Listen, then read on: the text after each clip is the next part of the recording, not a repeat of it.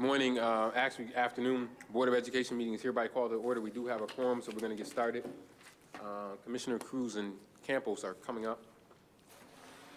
But we'll start with the Pledge of Allegiance and reverence to the flag. Pledge of Allegiance led by Commissioner Elliott. You've never let me do this for 2 years. That's because you're usually not here when we do. Just kidding. To the flag of the United States of America, and to the republic for which it stands, one nation, under God, indivisible, with liberty and justice for all. Thank you, Commissioner. We have some minutes from the October 8th Renaissance Academy Charter School, October 8th Greater Works Charter School hearing, October 8th Virtus Charter School hearing, the special meeting on September 26th. Members received those minutes in their packet. I'll entertain a motion for those minutes. So moved by Commissioner White. Is there a second? Seconded by Commissioner Adams. All those in favor, please say aye. Aye. Aye, the ayes have it. Thank you. Just to note, our recognition, the reason why this meeting is today as opposed to Thursday is that we have the New York State School Boards Association conference in town, and several of us members will be participating in that.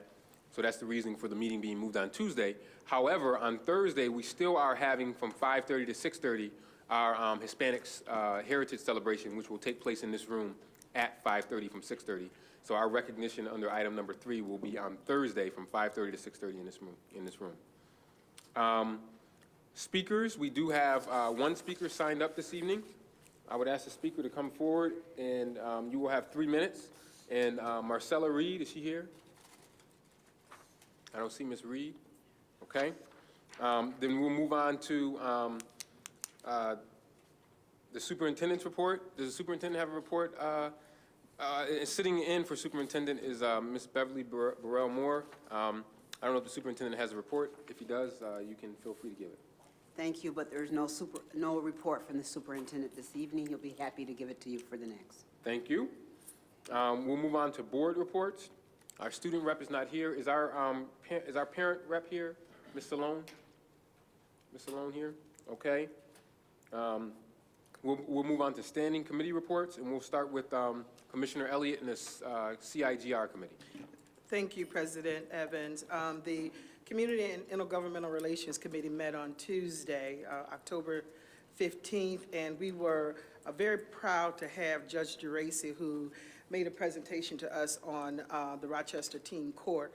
The reason why the committee recommended that we have a presentation by the judge is to understand the kinds of, to understand the teen court model and how that model could help us in reducing suspensions. And we're looking at what are the alternative programs that are available that can help us become models for what we do and what we're going to do within our district. And so we also found in Judge Geraci such a heart for this program and such a passion for this program. And some of the things that the judge indicated to us was that 60% of those cases referred to teen court come from the Rochester City School District, and their ages are between 15 and 18. They've been arrested for nonviolent crimes. 80% of the youth that go through the teen court are not rearrested. And they do that by various kinds of sanctions that the court gives: community service, counseling, which includes drug, alcohol, mental health, and anger management. The judge indicated that there's a need to expand the program maybe to kids as early as the 3rd and 4th grade to reduce the potential of negative behavior in the teen years. If they have the skills at an early age, it would help them to negotiate the kind of conflict that just as human beings we go through. And if they have those skill sets, the behaviors, the negative behaviors, it is predicted will be reduced. Lori indicated to us that there is a peer program. Lori Baldwin, thank you very much. indicated to us that there's a peer court that will be piloted at the Vanguard Collegiate High School in its criminal justice curriculum. And so there is opportunities occurring now, President Evans, with regard to, alternatives to, at least from my perspective and the committee's perspective, to suspensions. And so we were very, very excited that Judge Geraci would present. We thought that because he was on the federal level, that may be a conflict of his. And let me just also say, when we looked at the video, our own president, Malik Evans, was a part of the video, and I believe the president participated in that program as well, probably not as a needing to go through the system. No, I was an attorney. As an attorney, so it's a very good program. Now, the intent is not necessarily to look at it as teen court, but look at the model and how we can put those kinds of, that kind of system in place in our district. We're also looking at, we're reaching out to the district attorney about making a presentation to get her perspective around, the issues with behavior from young teens. And so we haven't confirmed that yet, but we are looking to see if she can be at our next meeting. The legislative breakfast is scheduled for November 9th. That will be at 9 a.m. Invitations have been sent to the federal, state, and local representatives. And 15 responded, 11 have confirmed. Wow. On that level, so we're very excited about that. Let me just also offer, if there is other kinds of topics and issues that we should be looking at, I have not formed per se the agenda, so I'm going to look for you all to help me to craft what that agenda should look like when we have that conversation. And we also are looking at throughout the year, not only when we have a legislative breakfast, but contacting with our federal, state, and local officials throughout the year. We do that very well with our local officials through the 3-on-3, and we're looking at expanding that to 3-on-3-on-3, meaning with the county. And so we have connections on the state level, but we're kind of weak when it comes to the federal level. And so we're going to, Representative Gillibrand's staff person is going to be in attendance at this meeting. And so hopefully we could begin to have that kind of conversation and relationship on the federal level. I'm hoping also in the future, since I do represent the board at the Congressional Black Caucus conferences, that we can even enhance those relationships on that level as well. The next CIGR committee meeting is going to be held on Tuesday, December 10th at 6 p.m. Thank you very much, Mr. President. Thank you, Commissioner Elliott. And did the committee talk anything about possibly having a peer court if it goes well at Vanguard and maybe all of our schools as alternative to suspension? Well, yes, that was part of the conversation, but it's got to be piloted first, and it's going to be piloted at Vanguard. Is that what I said? Yeah, Vanguard. Well, I just want to say thank you for the committee for looking into that, because and Commissioner White can attest to this, that the program is just has been extremely successful for the students that have gone through it and those that were offenders who turned out to be great. So thank you for that, and look forward to hearing more about it. And a lot of time with let me just say also, just anecdotal, a lot of our kids, the reason they get into problems is that they don't have the skill set to be able to, or the knowledge to be able to do the right thing. So I'm looking forward to how this moves on in the future months. Thank you. Thank you. Commissioner White and ESA. Before I deliver my report, Commissioner Elliott and I were in San Antonio, Texas. Hot down there. And we represented the district well, and actually had lunch together too. So there was no other seat in the place. No, I really enjoyed, Now, you guys wouldn't have that any other way. That's how we got it. I really enjoyed sitting down with Commissioner, and he is, let me just, if I can, before you start, Commissioner, Vice President White, he really is lauded on the Council of Urban Boards of Education. He really seems to be a better Vice President of Q than he is here. I say that lovely, only in the sense, no, what I mean, no, let me explain that, since you know. Please explain. But they really do honor what he has to say there in terms of his work that he's done with the civil rights, 50 years of civil rights and that work, and so they really do, honor what he has to bring to the table. And so I just wanted to say that, and say that in a positive way, although it may have come out the wrong way. But he's really well respected in that circle. It is a very good organization, and we are very blessed to have our district support CUBE.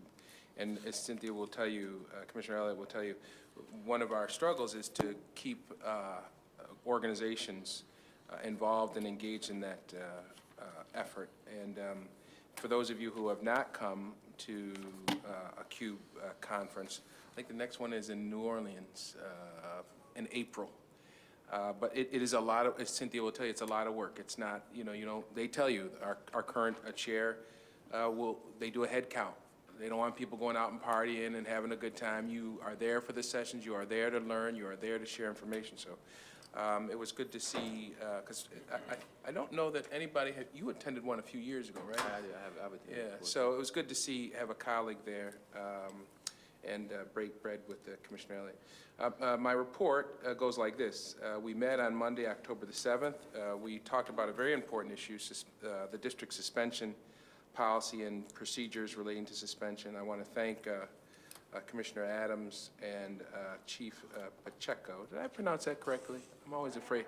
Okay, all right, I did pretty good then. With respect to Commissioner Adams for sort of leading the way and sort of keeping the fire lit, and Commissioner Elliott as well. I know all our colleagues here share concern about what is going on with our suspension policy, because if the kids aren't in their seat for whatever reason, it can make it difficult for them to graduate and to pass these exams. So I just want to point out some key points. The administration made it very clear that they do have a goal, and that goal is to reduce suspensions by 5%. Another goal is what they call progressive intervention. That is to continuously meet the needs of students and give them choices and alternatives so that long-term suspension doesn't happen.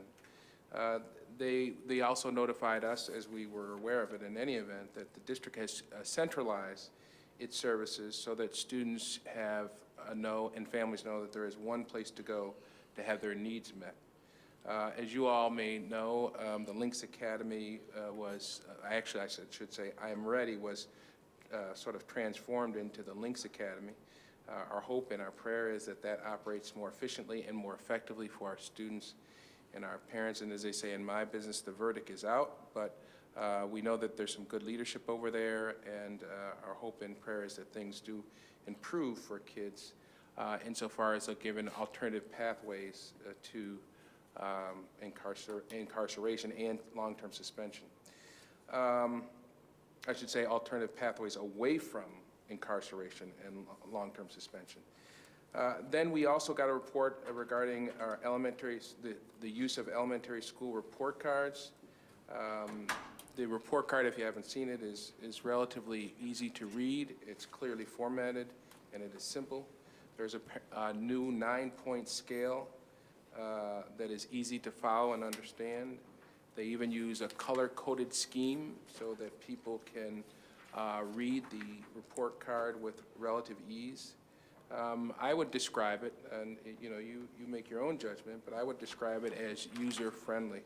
And quite often the district is criticized for not engaging parents and having mechanisms to do so. Well, one of the easiest ways to engage parents is to make report cards and that are easy to read. And I think, thanks to Ray and some other folks, Juliet, we are moving down that pathway. And I think the folks on the Student Achievement Committee were encouraged by what we saw. Mr. President, that concludes my report, other than to say we are going to meet again on November the 18th at 6 o'clock. Thank you, and I am so glad to hear about the changes to report cards. The superintendent probably thought I was crazy when he first started, and I said, "What are you going to do about the report cards?" I know you put together a committee of folks, so I'm glad to see that. When you hope and ask for things to change, it happens. Thank you. Commissioner Cruz and the Policy Committee. Thank you, Mr. President. A point of personal privilege, if I may. I had an awesome experience the other night. Went to the choral groups got together from Soda and Brighton High School. And I'm really hoping that they have a second one. And if you get an opportunity to go, you've got to go. It was a pretty magical evening. Our chorus got up there and did a phenomenal job. Their chorus got up there and did a phenomenal job. And then the end of the evening, which was the part that was magical, both choruses came together. And it was nice because, you know, you were looking at a bunch of kids. You weren't looking at where they came from, what they did in life or anything. They were just there, they were standing together, singing together, and the camaraderie that evening was pretty phenomenal. And if we have any opportunities to do those kinds of things in the district with our suburban partners, I think it goes a long way for really understanding one another. And you know, I saw Brenda Pacheco there that night, and there was just a lot of emotion. A lot of parents were there, so it was great stuff. So, you know, kudos to the staff for putting that together, and SOTA did just a phenomenal job. There was a lot of oohs and ahs that night, right? Yeah, so great job. Just another, before you say that, are they going to be singing this year at the School Board Association meeting? We're going to have the steel Okay, okay, group is coming. The steel drums from Monroe. all right.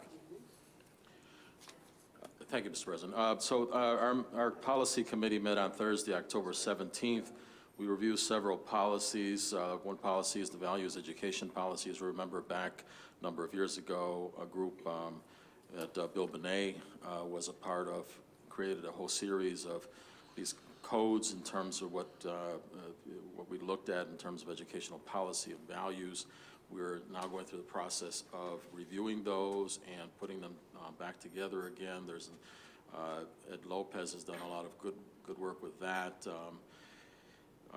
There were, I don't know, there were 24 of these things before, I guess, and we're now sort of categorizing them in a way that's a little bit more understanding. The direction of the new policy, the new values, is really going to be an interactive kind of way. It's going to be a way of students and staff coming together on some major issues, and there's going to be some additional information to the board about that. We've asked that the current configuration be sent back to the superintendent for review and his team to look at the next step, which is implementation. So you'll be getting more information about that a little later. We also did some streamlining of the equivalence in education staffing and materials. Policy currently requires superintendent to report to the board, but again, we're looking at policies to make them a little bit more efficient. And so the revision to this policy is a small one, but it's an important one. The revision would allow the superintendent to provide a copy of the New York State Education Department report that he'll do to them, and then they'll send us a copy of it once the comments are received from NYSED. And this is in our packet this evening as an informational item. Another information item involves the arts education policy. While the committee and the board continue to support art education as an essential aspect of curriculum and student engagement, the existing policy simply repeats the language in state law and regulation. I'm reading this because I want to be very clear that we're not in any way diminishing our efforts in art and our support of arts. It's just that this particular policy has really outlived its usefulness, and it was just basically repeating everything that's in state law anyways. So we think that it would be good to just rescind it to reduce the amount of potential discrepancy and also confusion. And again, this is on an information item for you this evening. We also reviewed revisions to the preschool education programs policy involving updated criteria by which community-based providers are evaluated, and including information about instructional and operational elements required in pre-K.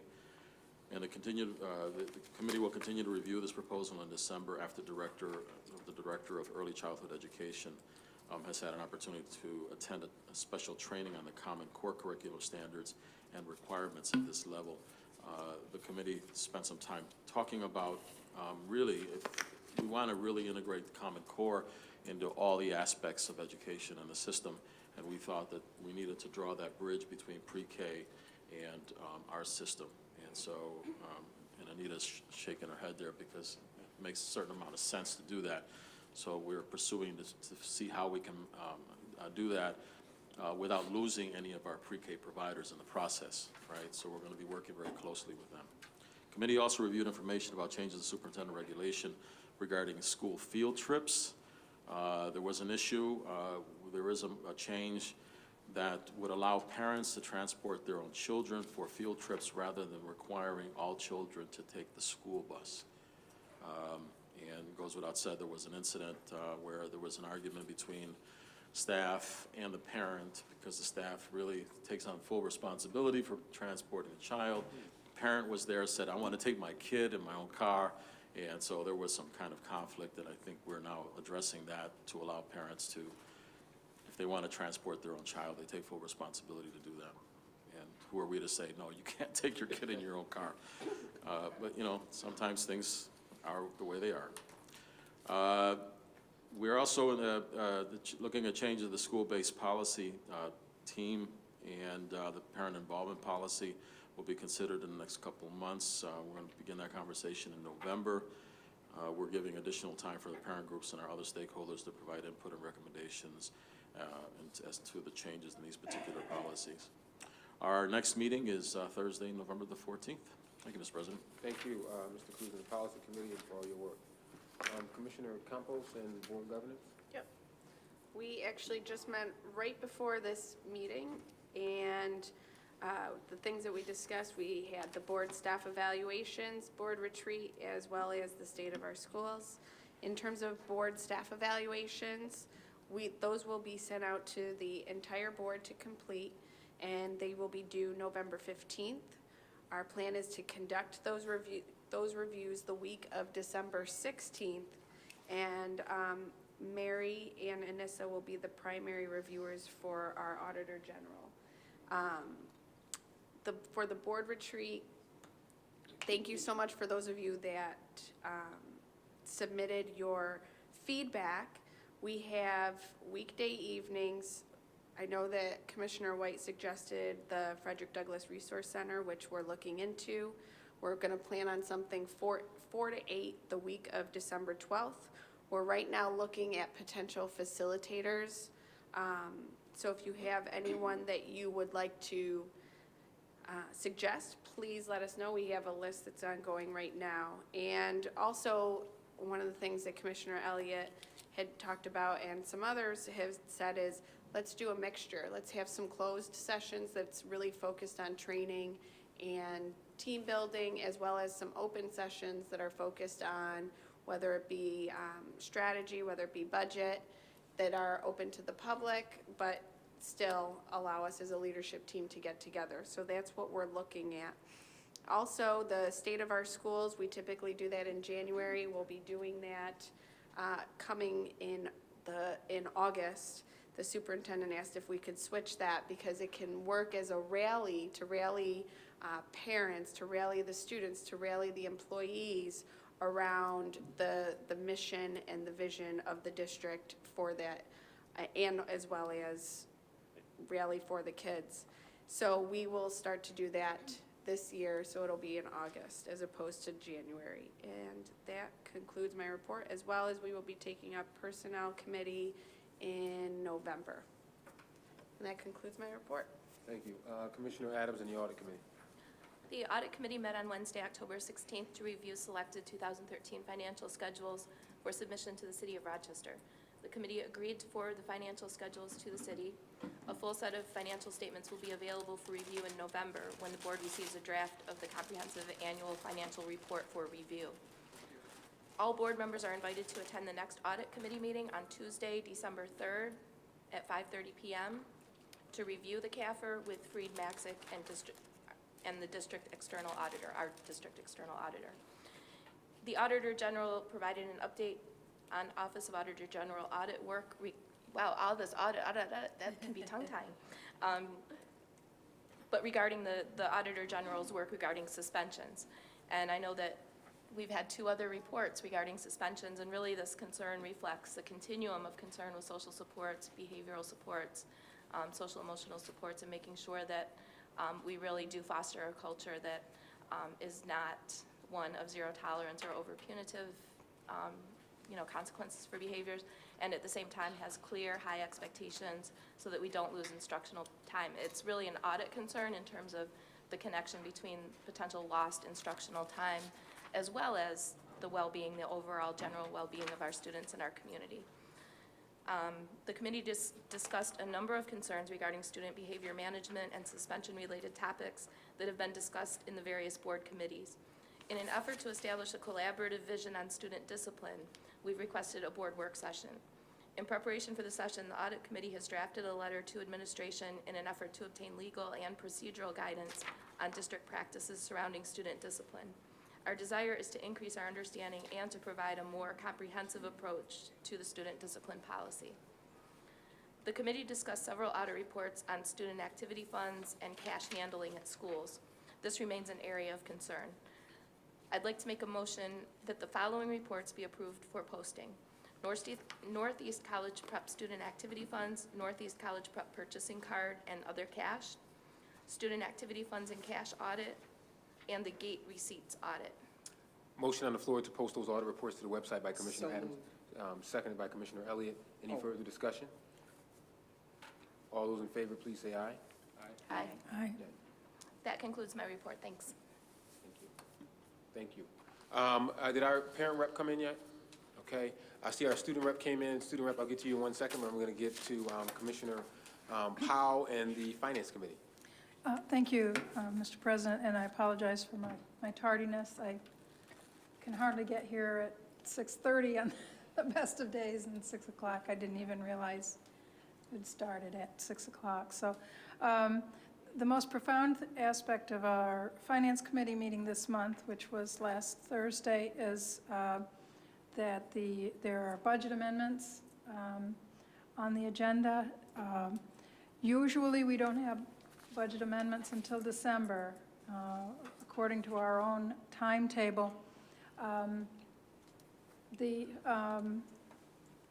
Budget Office and our CFO have recognized that the board's intention is to see the impact of grants before the money is spent rather than to rubber stamp after grant monies have been approved. And so we've basically added an additional budget amendment to our calendar this year, and starting in October, when the first of those federal grants begins to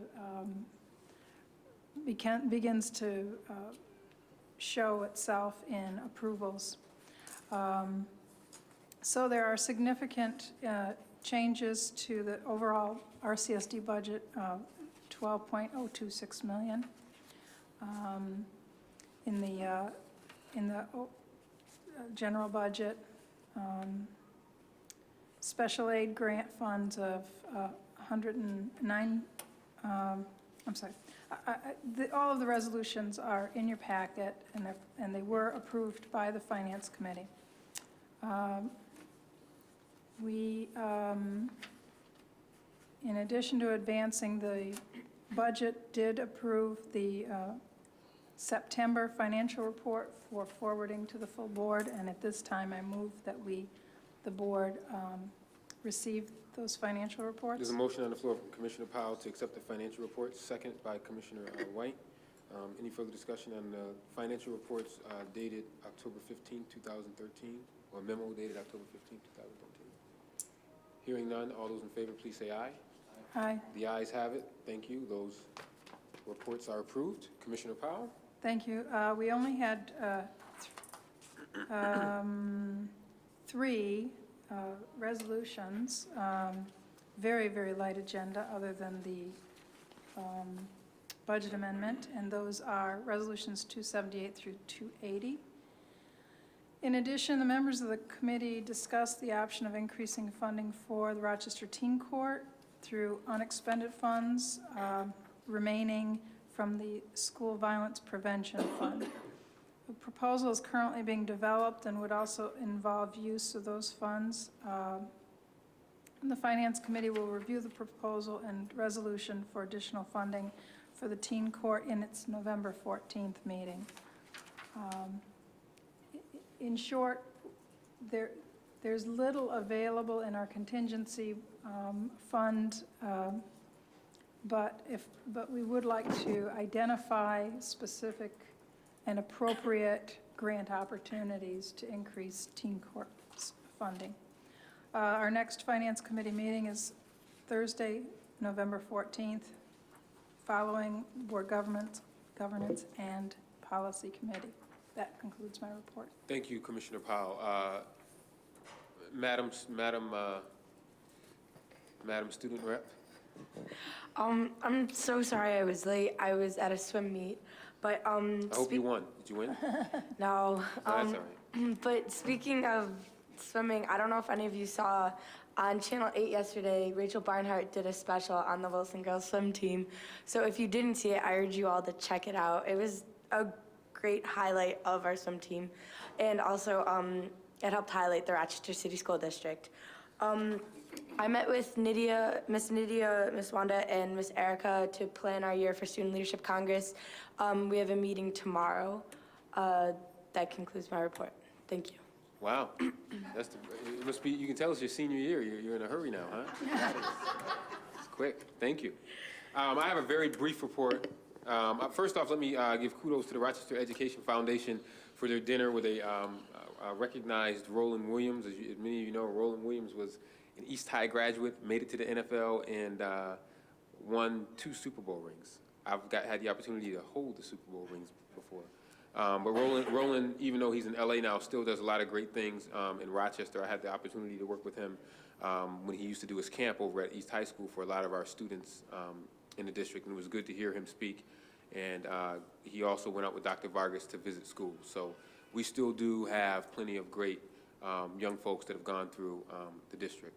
On October 24th, we're going to have a truancy blitz. The truancy blitz is going to be right here in the 3rd floor conference room. It starts at 9 a.m. There will be a briefing, and then home visits will start between 9:15 and 10:30, and the goal is to arrive around homes at around 9:45. Our head of security, Lloyd Baldwin, will talk about the rules of the road to get everyone ready, and parking is going to be available at central office. Volunteers are still needed, so if you are able to participate, please feel free to email Rhonda Kirkland, rhonda.kirkland@rcsdk12.org, or give her a call at 262-8213. We also want to we will be recognizing Hispanic Heritage Month, as I mentioned, right here in this room, October 24th, Thursday at 5:30. Lots of students are going to be honored.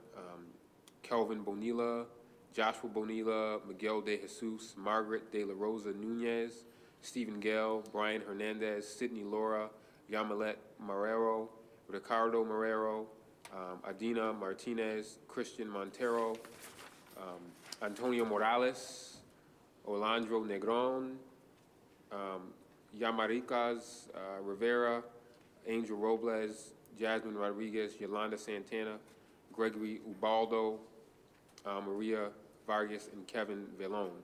We want to thank them for their work.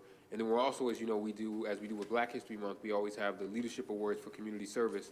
And for the Roberto Clemente Award, we're going to be honoring Kevin Vasquez from Number 8 School, Stephanie Medina as the Volunteer Youth Award from Monroe, Kelvin Bonilla for the Academic Excellence Achievement Award from the Rob Brown School, And then a Volunteer Education Award from Deborah McDell Hernandez from the Memorial Art Gallery.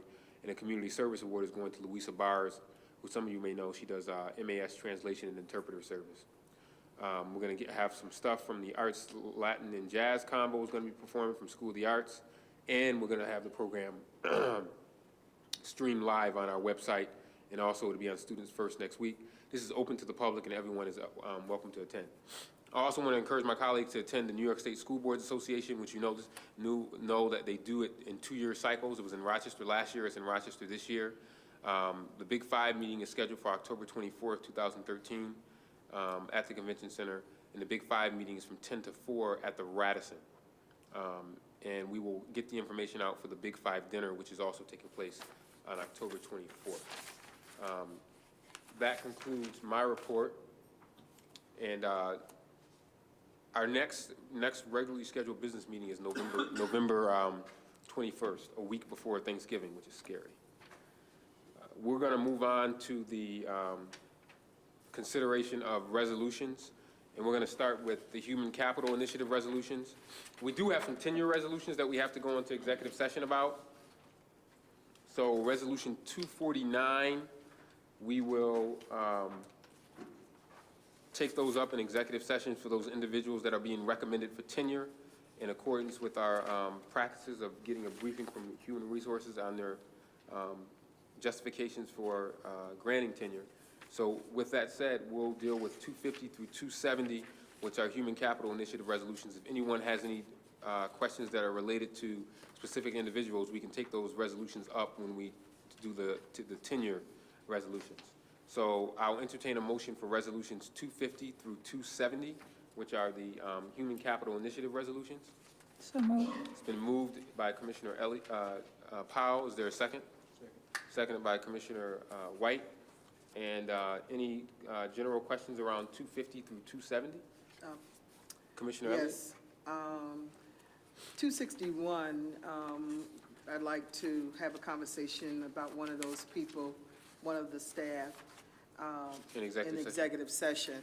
And then with regard to Resolution 26, excuse me, just let me get there.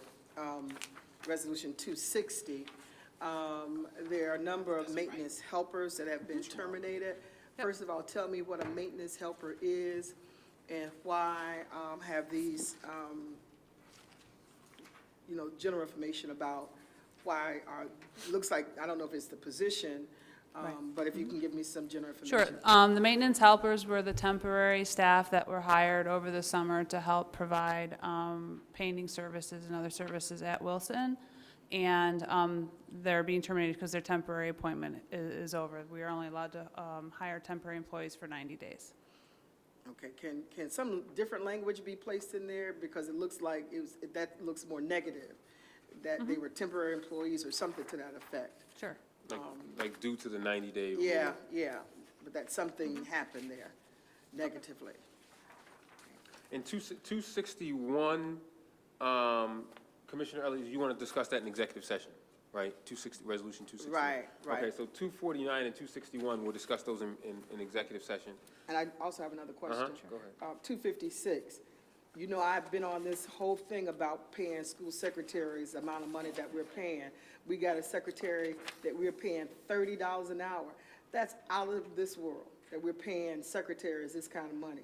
And so I just want to put that, that to be explained. Why are we paying a secretary $30 an hour? And again, my argument is that we don't pay paraprofessionals that kind of money, and they're on the front lines.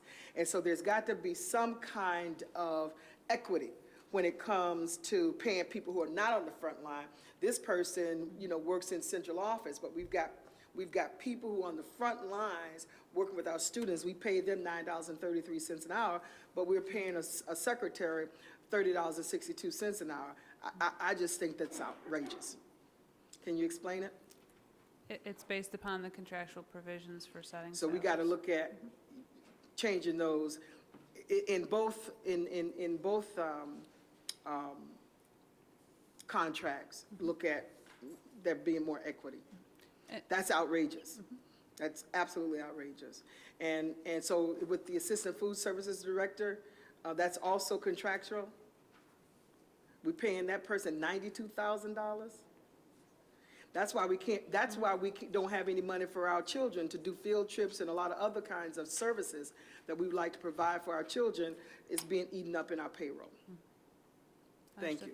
Thank you, Commissioner, if I could ask, if you could email me the name of the person that you want to discuss in executive session from that resolution so that I can get any information that you might. Now? She doesn't have her, Yeah, I don't have that Okay, and capability. Yeah.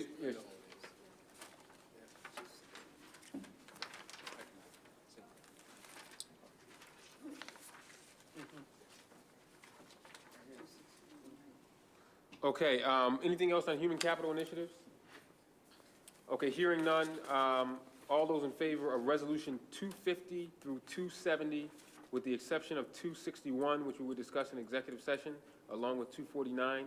So those in favor of 250 through 270, with the exception of 261. And I sort of want to break up, well, I'll just vote no, and if anybody asks me to explain it, 256, I'm not supporting that. Okay. I do support, and this is where I have a problem, there are some who I do support, but there are two that or even three, that I have a problem with supporting. Let me just say no on 256. Okay. All right. All those in favor of 250 through 270, with the exception of 261, which we discussed in executive session, please say aye. aye. Aye. And Commissioner Elliott votes no on 256. That's correct.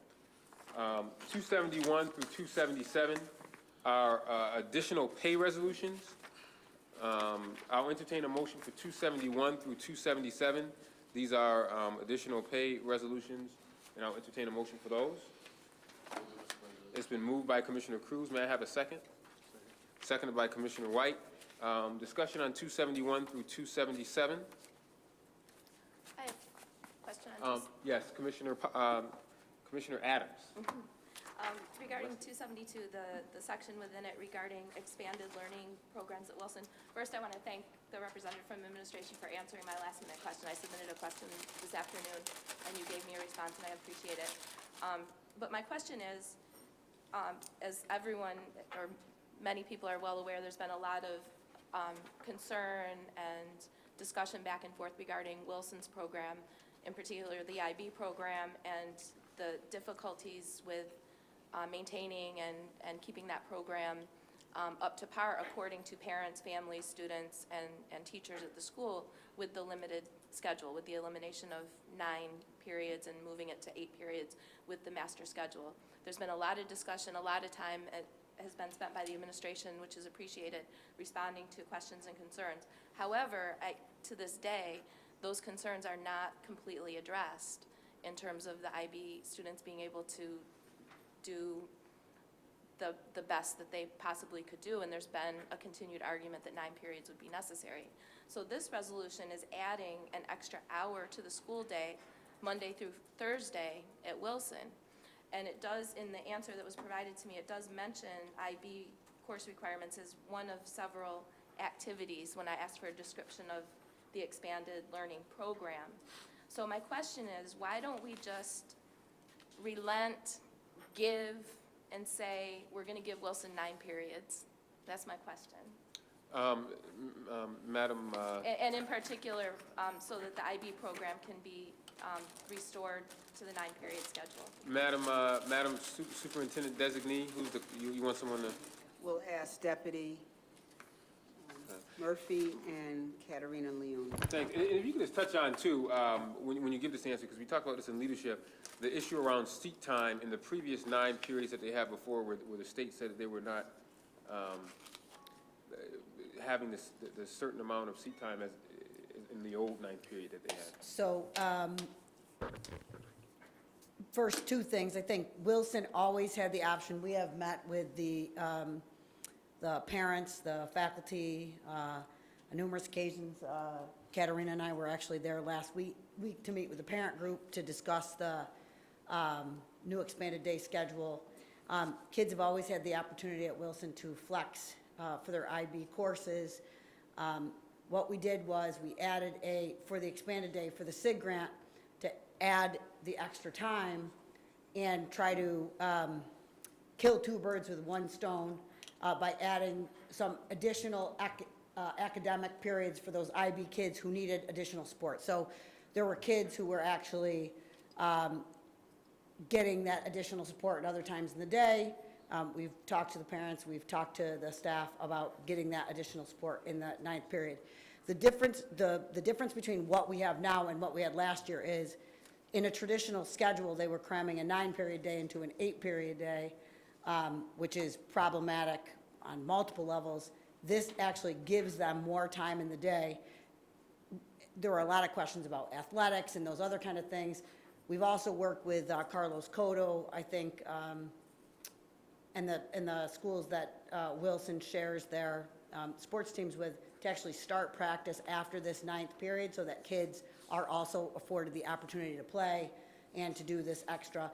And for kids who aren't in IB, I think it's important to note that there's a lot of offerings for those children too. This is not just for IB kids, this is actually for a potential for every kid. So there's, for our athletes, we will have kind of coach, tutorial, study halls, work with tutors to keep up their academics. There's a lot of offerings being given to all children for extra activities, clubs, and other kind of academic things that they might want. Thank you. Mr. President, Commissioner Powell.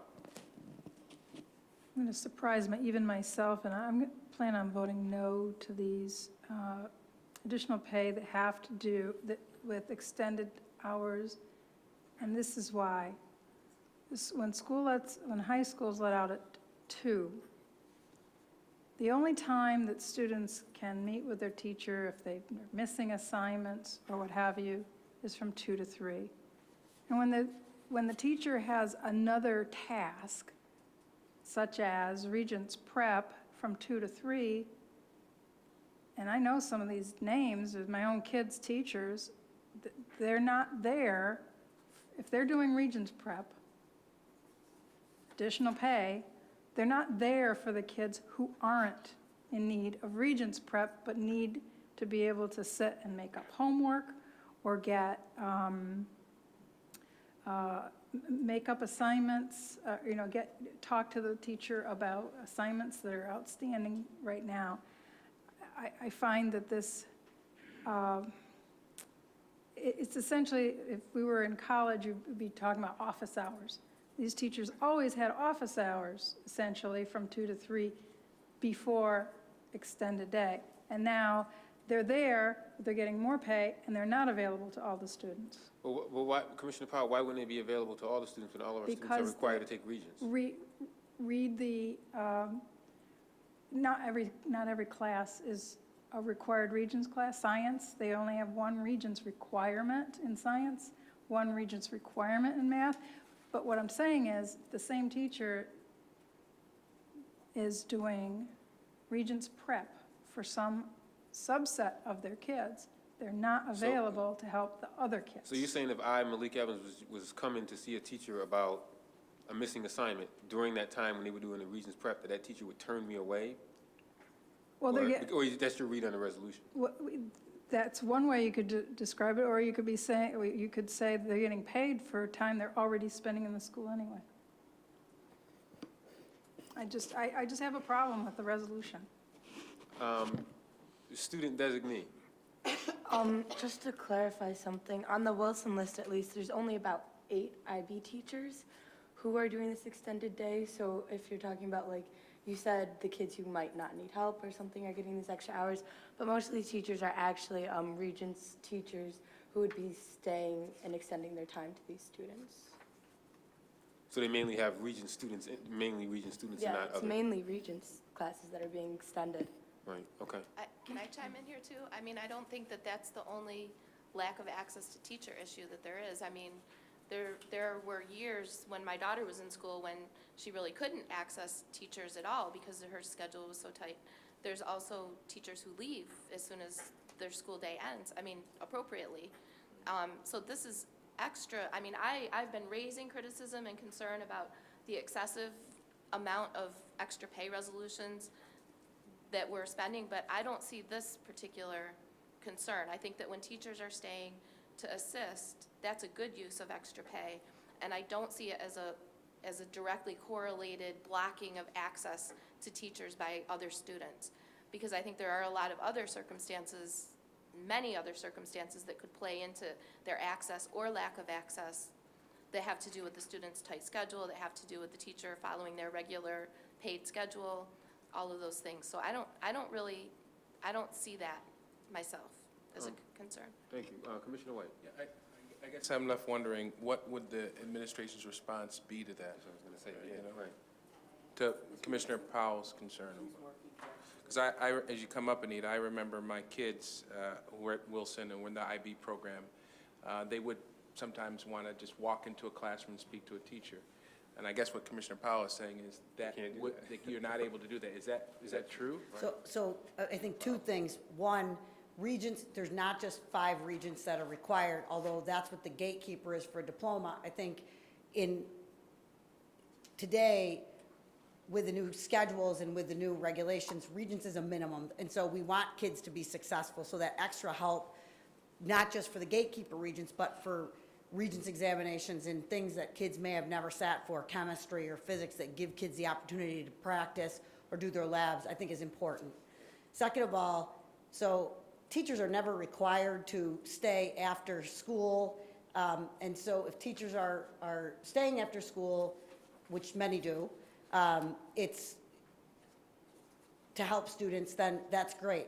I do not believe that any teacher in Rochester would turn a child away who came for extra help when they were actually helping other kids prepare for a Regents examination. So I think this is a review. This is a course to help kids. This is a mechanism to get kids through difficult Regents examinations that they may have never seen before. And I think we have to look at it as, you know, our teachers are actually doing that work, and they are contractually being paid for that work. But I do not imagine that any teacher would ever turn a child away to say, I can't help you, I'm helping other kids with Regents prep. Thank you. Anything else on 271 through 277? Hearing none, those in favor of 271 through 277, please say aye. Aye. Aye. Those opposed have the same privileges? No. No. Commissioner Elliott, any other no's? Okay, have it, thank you. Resolution 278 through 280 are educational facilities resolutions, and these went through the Finance Committee. I'll entertain a motion for 278 through 280 educational facilities resolutions. It's been moved. Is there a second? Second. Been moved and seconded. Moved by Commissioner White, seconded by Commissioner Powell. These are for our buildings and our buildings. I will. I have a question. Any questions? Yeah. In reference to President Evans' 279 specifically, but remind me, what is our policy around change orders? What is the rate in terms of change orders? Where's our facilities guru? We haven't had a facilities guru up at the podium in a long time. Okay. I'm not sure I understand the question, but the contingency is, I think, 15%, and 10% of that is, well, there's a series of change order thresholds by which the facilities director can approve very small change orders. Larger than that, and they have to go to the CFO for approval, and larger than that still has to go to the superintendent. I think it's 10 and 15% are the cutoffs. So less than 10%, the facilities director can approve the change so long as it's within budget. More than 10%, and Mr. Ansbro has to approve it, and more than 15%, the superintendent has to approve it prior to the change taking place. Is that what your question was? No, I guess thank you for that. I understand that. My problem is what I'm questioning is that we have change orders totaling $11,000. Is it that in the realm of our rate or policy? Because then there's another final payment of 16.6. Well, the final payment doesn't represent more than any, the final payment is larger than the 10%, but it does not mean that the change order, it just means that's how much more was left to be paid. Doesn't have. Yeah, I Okay. understand. They use that as a Right. contingency. In this case, the $11,000 change order represents just a little bit more than 10%, so it would have had to have Bill Ansbrough's approval prior to the work being done. And it still has to stay within budget. Let me just ask the clerk if she could follow through on this for me, please. All right, thank you. Thank you, Commissioners. Anything else on 278 through 280? Hearing none, all those in favor of 278 through 280 for educational facilities, please say aye. Aye. The ayes have it. Thank you. I'm going to oppose 279. And one no vote on 279 by Commissioner Elliott. Oh, there's Bill. Can we, is that too late to go back to that, or just ask him off? I would ask him offline. Bill, we had a question for you, but we'll Commissioner Elliott and our clerk will ask you it offline. I know you were busy watching the football game. Oh, I'm sorry, I know. I know, exactly. Have you ever heard of HIPAA, Ed? He's a lawyer. All right. He had. The diagnosis is. All right. We're now moved to 281 through 299, which are other resolutions. I'll entertain a motion for 281 through 299. It's been moved. Is there a second? Second. It's been seconded by Commissioner Adams, moved by Commissioner White. Questions on 281 through 299?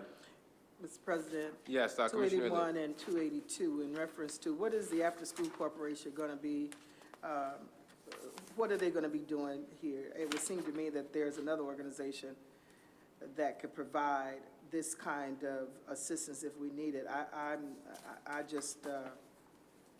I have a problem with the after-school corporation, in all honesty. 281 through 282, questions around the after-school corporation?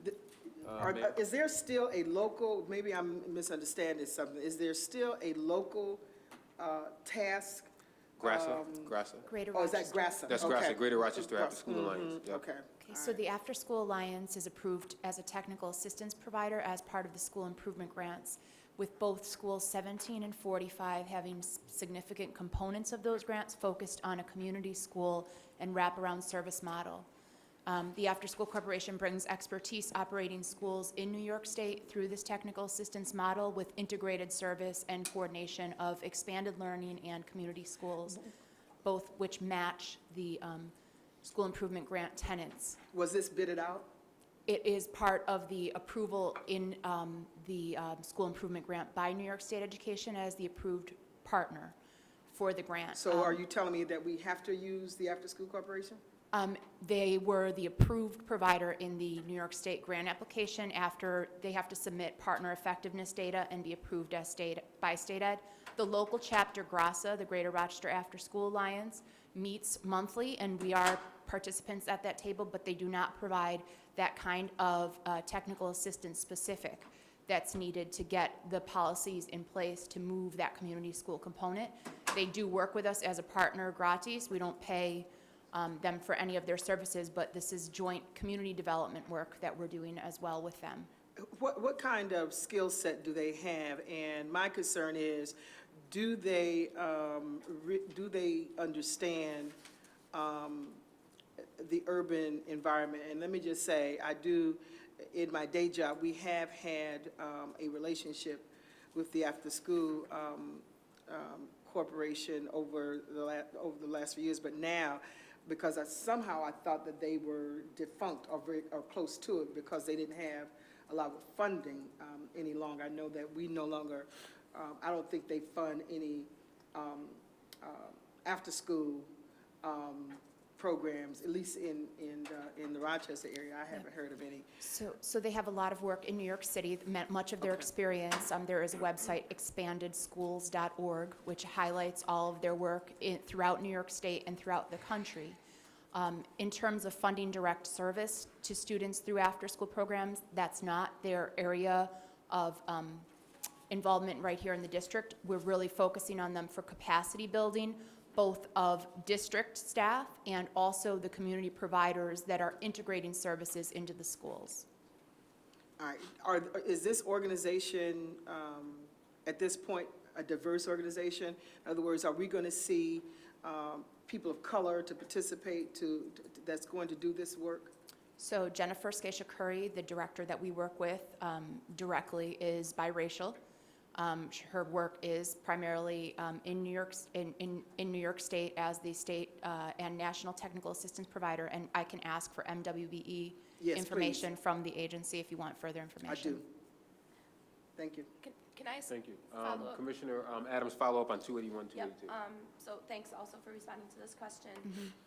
And I'm not, I mean, this is already in the works. The SIG grants, the improvement plans and all are already being implemented, correct? Components of them that have been approved. So there's different pieces that have rolled in on different timelines, like School 17 rolled in on a separate timeline. So I think this speaks to the importance of real community, parent, even board member involvement at earlier stages of some of these processes, because, you know, this is already, it would be, we can't undo this. I mean, this is part of a whole comprehensive plan. So I'm not suggesting undoing it. But my question was, does the state education department, who's really responsible for the SIG, right? I mean, that's Yes. where we're getting it from, the state of New York. Do they require us to use outside technical consultants? Yes or no? Yes. And then do they have a short list from which we must choose? No. So Or do we they usually establish criteria? research which agencies fit the particular need for that context. If things are submitted as a to be determined, for example, when we were running the RFP for community providers for expanded learning, we did not name partners in the grant application, but fund awards are held back until those partners are then later named and approved by state education through the submission of the required forms for effectiveness documentation. Right, so the partners in terms of like the actual agencies working in the schools, but in terms of technical assistance, we could use local technical assistance if we chose to. Yes, I mean, in this particular area, it's one that I've been embedded in for the past 3.5 years, and we don't have the capacity locally. We have some local capacity pieces that we're working on. So, for example, Monroe County Youth Bureau is providing support for us in capacity building. We're working with the Weichert Center for Youth Program Quality through funding through Rochester Area Community Foundation investment in the same capacity building work from a different angle. Do you have, this is the last question, do you have a list of criteria that a technical assistant for a school like 45 or 17, for example, that you're defining as you have a vision of a wraparound community school vision? Do you have a list of criteria that the technical assistant or technical expert Yes. In implementing and, you know, what you described in the resolution, do you have a set of criteria that are applied to select that technical The state does. consultant? The state does. So we apply the state criteria, and then the state has the ultimate say on whether a provider is approved as part of their review of that effectiveness When you say data. provider, you mean the technical The assistant? technical like the- assistance provider, any contracted service. So this was provider. approved by the, right, so this was part of a state education review, even though they don't give us a short list, they have tight criteria. Yes. And then they say yes or no. Absolutely. Okay, can we follow up with what those criteria are? Yep. Okay, thanks. Let me One just, more question? yeah, let me Commissioner just ask, what does it mean, I guess I don't understand why we need to spend $55,000 and $40,000 unless this is something that's required by the state. Is this required by the state? Why do we need to spend that kind of money to determine an effective use of community partners? I mean, the city of Rochester has had these kinds of relationships for decades, and so we need to spend money to be able to determine the effective use of partnerships. I don't get that, and I don't get why there needs to be technical assistance for that. So we have a tightened focus on how partners are integrated into the school community. It's not like we used to have traditional after-school programs where you would have an agency come into a building, use a few classrooms, target a few kids, but there was no real connection with the school improvement goals and improvement priorities for instruction. And So, well, let me just ask this question. So why, these people don't know what we're doing, but our staff knows what we're doing. So why couldn't we just use our staff to determine the effective use of community partners? I don't understand that. So we are using some of our staff is all involved in this on multiple angles. So we have community partnerships, our community partnership staff working right now on the same plan. We have professional learning working on the same plan. We have Office of Expanded Learning working on the same plan, Office of School Innovation. We are right now implementing some form of expanded or extended learning in 20 schools. And so to be able to do this integration work right, it's very messy. We're at the forefront of the national, both nationally, we're looking at Cincinnati Strive, how they've done this. We're looking at Boston After School and Beyond, how they've done this. We're looking at Providence. So we're looking with folks that are experts in the local context at this work, both within the district and throughout the Rochester community, with United Way, with City of Rochester.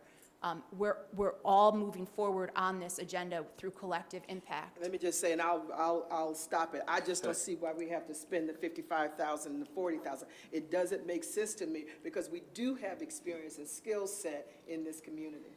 So with these, It seems just to be a waste of money.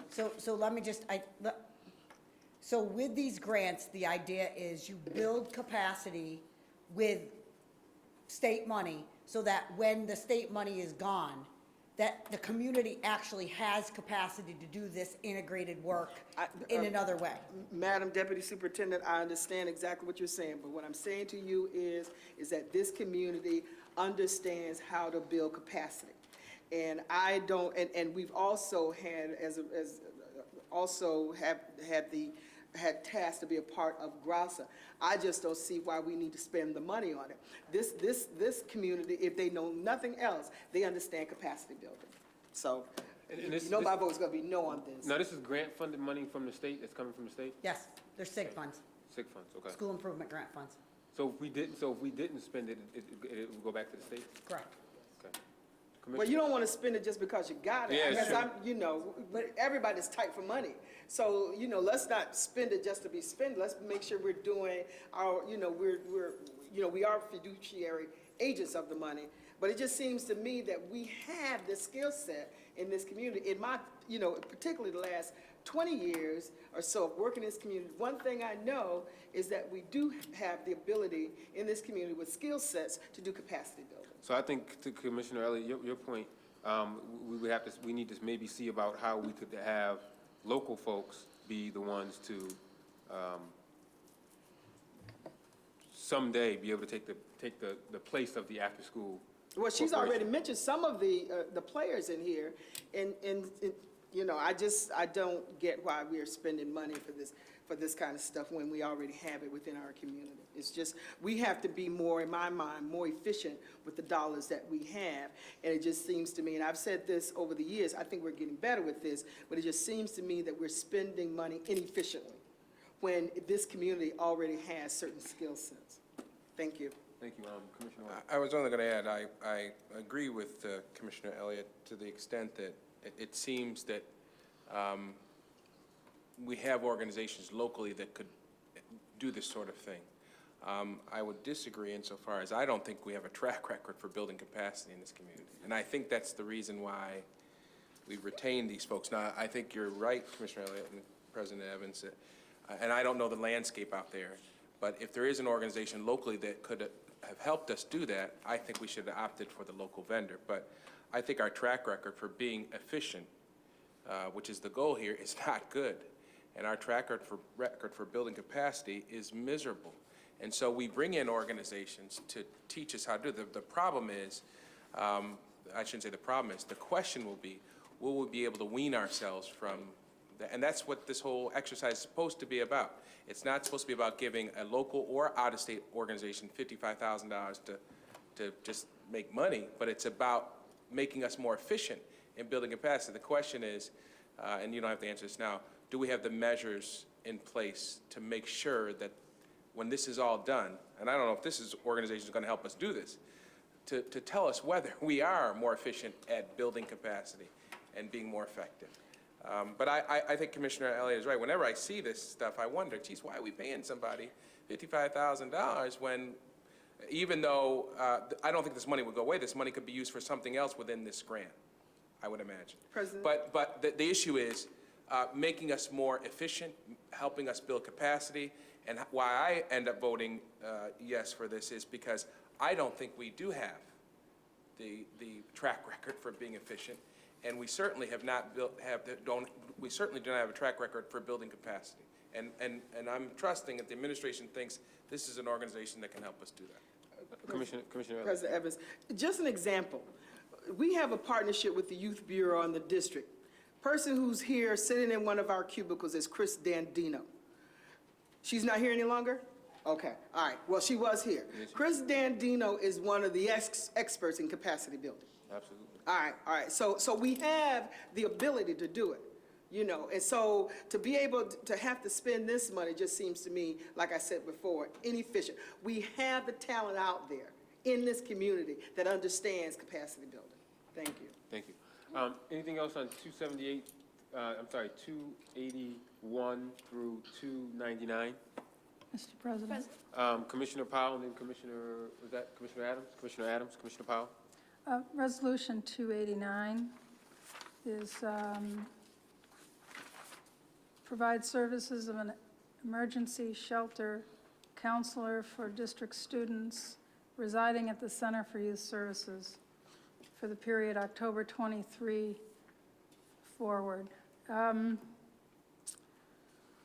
I will vote for this, but I can tell you from firsthand experiences on October 22nd, that's today, that when these services are utilized, there is no system to ensure that the students actually go to school the next day when they use the emergency services.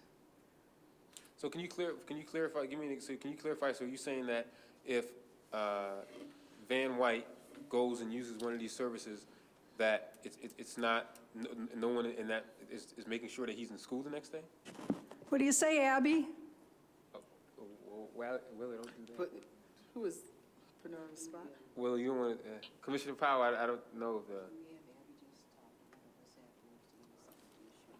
yeah.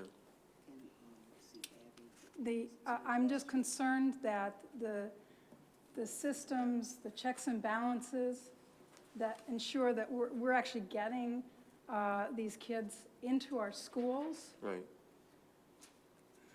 As part of the safety net. I mean, part of the safety net program. I mean, that's the important part. That's why we have safety net programs. But we pay for them to make sure that Right, these exactly. kids I go agree. to school. I agree. So I think that it's important for us to follow up on that, Madam Deputy Superintendent, if we can look at that. I'm sure that would be a concern of all of us on the board. Under what, in terms of that. under what department does that fall? Is that Youth and Family Services? Okay. Yeah.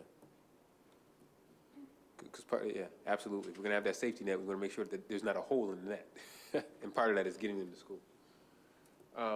281 through 299. Any other questions? Yes. I'm sorry, Commissioner Elliott. Commissioner Sure. Adams, and then Commissioner Elliott. I actually would like to offer a very simple amendment to 3 of these, 286 through 288. Do you want me to wait until, should we separate those 3 out, or? Yeah, why don't we just, you know what I'll do, if there's no objections, those 280. 286, 287, and 288. Yeah, 286, 287, 288, we'll separate those out and do that separately, that way we can, it won't interrupt the flow. Actually, I have a motion on all those, so go ahead, make your motion. Motion to amend? Yep, on 286, 286, 287, and 288, go ahead. That's right. And the amendment is the same for each of those 3, and it includes adding this sentence. Outside educational experts will present a summary of their district-wide findings to the Rochester community in a publicly noticed meeting no later than June 30th, 2014.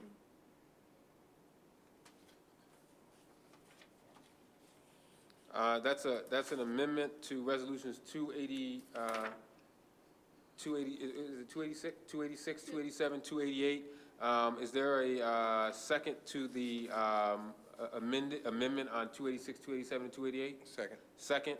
Discussion strictly on the amendment related to 286 through 288. Should I Yep, go ahead. give you the rationale?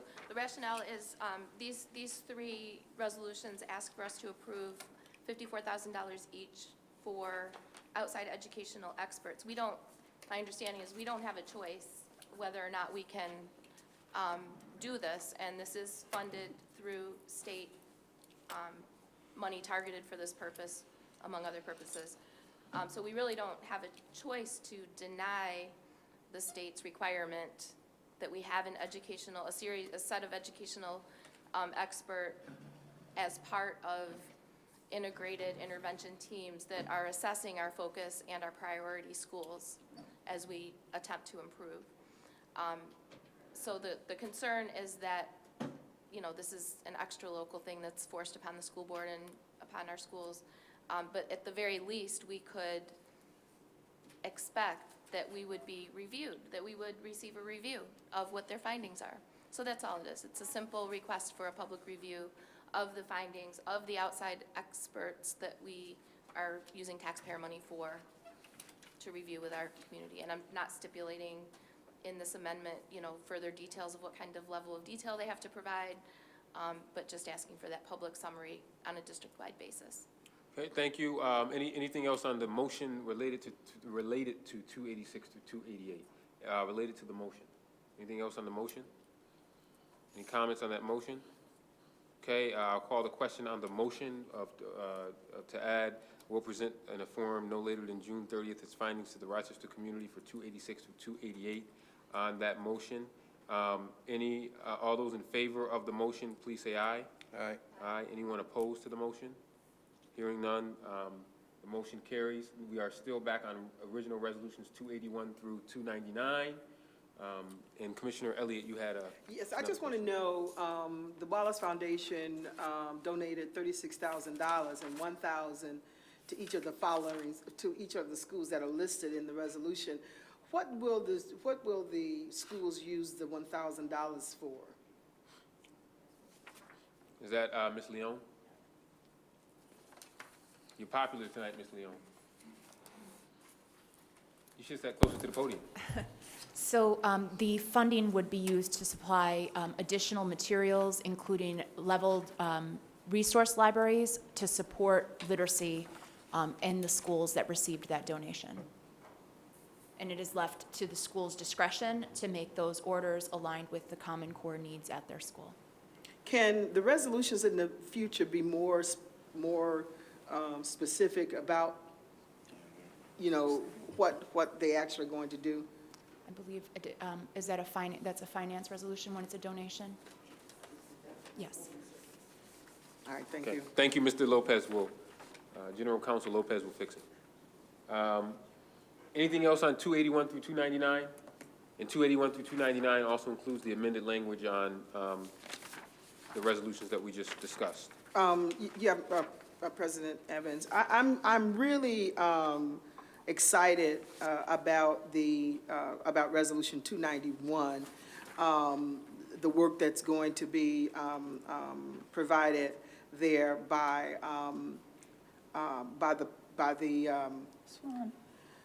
SWAN, but specifically, there are a couple of people who I thought it was in this resolution, but the names are not here, because the people that are going to be helping to do this have a great reputation within the community in order to provide particularly conflict resolutions around this. And as I looked at this, I really am anxious, not anxious, really am interested in perhaps having this group to come before the Community Intergovernmental Relations Committee to see how their services, in fact, may be able to help us to reduce the number of suspensions that we have in our schools. So I'm really excited about the services that are going to be provided by SWAN in this regard. Thank you. Thank you, Commissioner Elliott. I concur. I also concur. But we can all concur by voting yes. Resolutions 281 through 299. All those in favor, please say aye. Aye. Aye. The ayes have it. Thank you. We will go into executive session to discuss. I have a point of, Point of personal privilege? Okay, point yep, of 1 personal second. privilege. Point of personal privilege, just so you know, we're gonna discuss resolutions 261 and 249 in executive session, and then unfinished business from a previous meeting, point of personal privilege, Commissioner Elliott. You know, we talked in executive session about 690 St. Paul Street, and I still am interested in us really reconsidering our vote on this issue. So I'm just letting you know that for every board meeting, I'm going to have a resolution for this issue. So I'm just sort of serving you, my colleagues notice. You doing this like the healthcare law. Every board meeting, you will see this resolution. Because I think we need to get our babies and our staff out of that building. You gonna filibuster too? Ted Cruz. I got to put on my sneakers for that. Yeah, thank you. So Thank you. just be prepared. Thank you, Commissioner. Thank you, Commissioner Elliott, for the heads up. Under new business, I'm sorry, we did vote, I'm sorry. under new business, we have the superintendent's evaluation tool for acceptance. Do we have that here, Commissioner Campos? It's been sent via email. We got it last month. Yes. And it's posted on. And it's also Board Docs. posted on Board Docs. We also have revocation, and I know, and Commissioner Cruz explained this, and I hate the way it's titled, but revocation of arts education policy. We're not getting rid of art. We're just cleaning up our policy manual. And the revisions to the equivalence in instructional staffing and materials policy number 4010. Commissioner Cruz, anything, Commissioner Cruz or Campos, anything you want to add under the No, it's- superintendent's evaluation tool? And then anything under the policies, Commissioner Cruz? Nothing from my end, Mr. President. Thank you. Just on Commissioner, White. 4320, and we can certainly talk about it at another point. But I do have some concerns about eliminating this policy. I think, being a lawyer myself, this doesn't, no one has suggested this particular policy would trump state or national law. I think it sets a standard. And the problem is, as is often the case with board policy that predates all of our involvement here, the problem is we just don't follow it. Somebody wrote this probably, how many years ago? 1998, and probably didn't look at it since. I mean, but if you look at what's articulated here, this is where we should be. I don't see why we would get rid of it. The problem is, we don't execute it. But anyways, we don't need to talk about it now. What was the rationale for it? Because it brings us into, you explained it a little earlier, it brings us into state line with state policy. Yeah, we already discussed this in other parts of our programs in terms of we meet state policy. We have, this just sort of reiterates something that we're already doing. And part of our responsibility in the policy committee is to really take a look at those policies that just at some point are old and need to be either modified or, if not modified, done away with, just to avoid confusion. And this is one of those policies that we thought should do that. It's not adding anything to the arts policy in this district. It's not giving any more than we're already giving. I mean, it's just a policy that's been languishing out there. And again, we're going to run across these policies in our manual. I mean, our manual is, I don't know, 4 inches thick at this point. We're just sort of weeding them out. And think about it, through all the policies that our committee has been going through in the last 3 years, this is the first one we're actually asking to have rescinded. But this is for discussion for next month? Well, I'm responding to a request for more information on it, but that's the essence of what we're trying to do. By rescinding this, we're not going to lose anything, and we certainly, and I think I try to make myself clear, arts is a very, very important part of what we do and what we offer our students. That is not going to go away with just the elimination of this particular policy. So, but again, this is informational, and we can discuss this. Just a question, is this it for the district's policy on arts education, or is there some other provisions that deal with arts in our No. policy? I don't have to look in that, but, This is it. yeah, so we'll take another look at that. But then again, are we then going to be creating a policy for every single academic area in our district that shows that we are supporting science, that we're supporting maths? I mean, at what point do you draw the line? I mean, you know, if you look at our wellness policies, for instance, we had so many different wellness policies, we put them all together. And, I mean, again, all we're trying to do is just being a little bit more effective with our policy manual, so it makes it easier for folks to understand what it is that we're trying to do. Yeah. President Evans, Commissioner Adams. there is one more unfinished business item. The Appendix A for the superintendent employees group has not yet been No, it has provided not to been us. in the superintendent. I met with him on that 2 weeks ago, and he should have that for us hopefully by next meeting. So we'll hold him to that. Any other new business? Okay, no speakers addressing it, not an agenda item. I entertain a motion to go into executive session. So moved. All those in favor? Second. Aye, we are in executive session. We will adjourn from the second floor. Thank you.